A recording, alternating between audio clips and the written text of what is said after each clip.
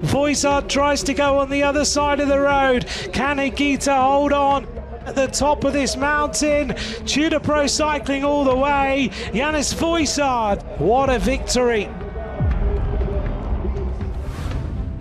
Yannis Voisard seized control of the AlUla Tour yesterday with a brilliant display on Bir Jida Mountain Worker. However, the Swiss rider will have to be switched on in today's fourth stage with more crosswind chaos forecast on the road to Hegra. The teams that we've spoken to already this morning say that this race is going to blow apart in the crosswinds. What do you think? Yeah, probably there is a lot of chance that it will happen, so we'll try our best to keep the jersey and try to also make the sprint at the end. The profile is nice and flat, so Lidl-Trek will be hoping to guide their sprint star Jonathan Milan through the echelons and give him a shot at a third stage victory. Today will be another really good opportunity for all of us sprinters in the end. Yeah, we will have to be really careful with the wind. It will be really windy. Or maybe it will be more or less like the first day, maybe 30-40 riders. As I said, the wind is really strong and really probably will split. Time is running out meanwhile for Jayco AlUla, who are determined to win here in the region of their title sponsor. Their sprinter, Pascal Ackermann, hoping to improve on third place 2 days ago.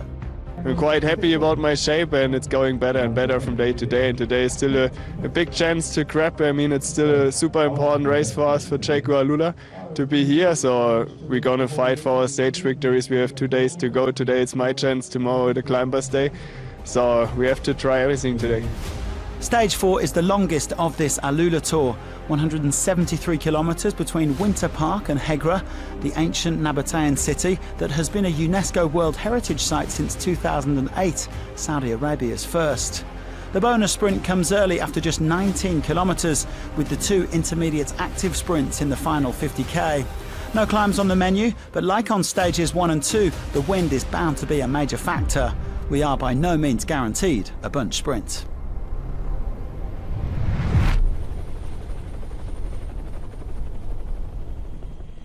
Well, the pace was so relentless on this fourth stage that by the time the live pictures began, there were only 38 kilometres remaining. The average speed was well over 50 kilometres an hour for the first 2 hours of racing.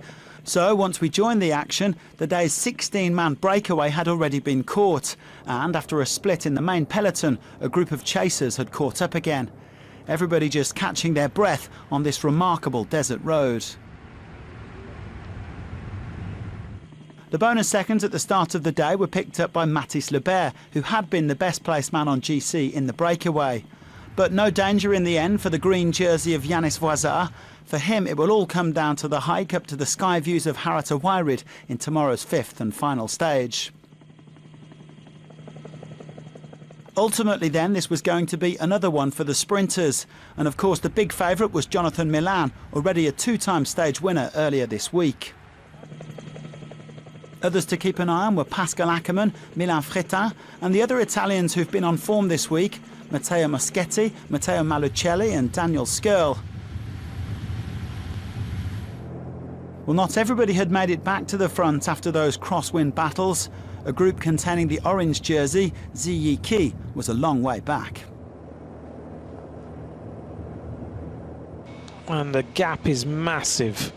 There's the peloton. And Pinarello Q36.5 were keen to shake things up again. Now we get a big acceleration. Any moment now in this race, you need to keep your focus, because if you don't, you can miss the breakaway of the day. Now that acceleration, wow, look at the speed round that left-hander.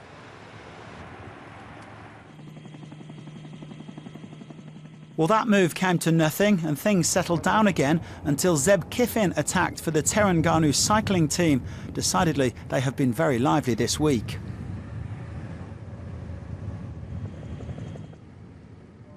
The British rider taking 3 points at the final active sprint and deciding to kick on. The rider's now heading into the final 10 kilometres of this stage and enjoying some magnificent views on the road back to Hegra.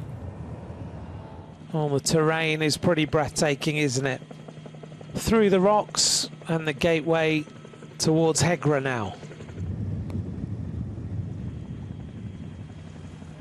Well, Kiffin did win a stage of the Tour de Langkawi last year, but he didn't present much of a threat to a full peloton containing a fair few sprinters, and he was caught with around 7k to go. Some of the GC favourites looking relaxed as the fast men prepared to face off. The big move on the right-hand side, Pinarello, Q36.5 with Moschetti getting ready to try and win today's stage. Modern Adventure Pro Cycling on the front with Riley Pickerel looking to try and take this victory. Bergado is there in the white colours of Total Energy as he starts to slot backwards now in the string. Not too far to go. There's the peloton. They're going to come up and make a big swoop in left-hand turn onto very rough road into the finish line. It's going to be an almighty charge into a headwind, so you need to leave it quite late. Bahrain victorious, moving up now with Phil Bauhaus, but I wonder whether they're going to go with Skirl instead. XDS Astana move up in the turquoise, but Modern Adventure have the front of this peloton now. AlUla move up in the lavender-coloured kit as they bring forward Pascal Ackermann looking for this stage victory. Look at the speed of Lidl-Trek. Where is Jonathan Milan? There he is in the red. Has to brake a little bit. 3.5 hours of furious racing across the desert, and there's a fight for this left-hand turn now. Milan is not quite in position yet. Here goes the team of Cofidis. Milan is trying to fight his way out of a box right now. Pascal Ackermann getting ready to go. Milan moves up onto his lead-out man just in time as Ackermann goes for the finish line. Bauhaus is there. Milan is kicking as well with Consoni. Milan goes. Bauhaus kicks as well. Milan through the middle. He's being challenged now by Malucelli. Milan is going to be beaten this time. On the line, it looks like Malucelli of the team of XDS Astana squeezed through on the inside.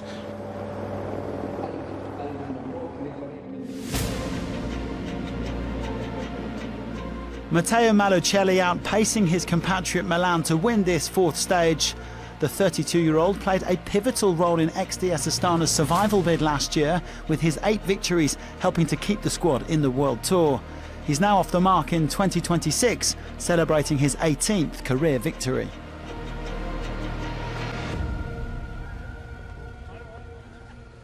For 10 years like pro, I finished a lot of time second behind a big champion, and I needed one time in front of there. Today there was Milan, I won in front of Milan. For me this is the best victory of my life, and I hope to be in the top sprinter in the world now. Malucelli besting Milan, with Frits Biesterbos completing the stage podium for Picnic PostNL. Another good effort from Robin Fradevaux in 4th, but Ackermann was down in 21st. No major changes overall, with Voisard still leading Afonso Eulalio. Sergio Higuita remains 3rd after chasing back in the crosswinds. That overall podium is now another big target for Astana. Milan couldn't get his 3rd stage win today, but he has sewn up the points classification. As long as he reaches the finish line tomorrow, the Italian will go home with the red jersey. No change in the orange jersey. Key is still the race's most active rider, ahead of his teammates Rossley. And Eulalio remains our best young rider, ahead of Björn Kurt. 4 down, 1 to go, and tomorrow is the GC showdown on the sky views of Harrita Wairid, which promises to be spectacular. Join us for that on Saturday, and thanks for watching.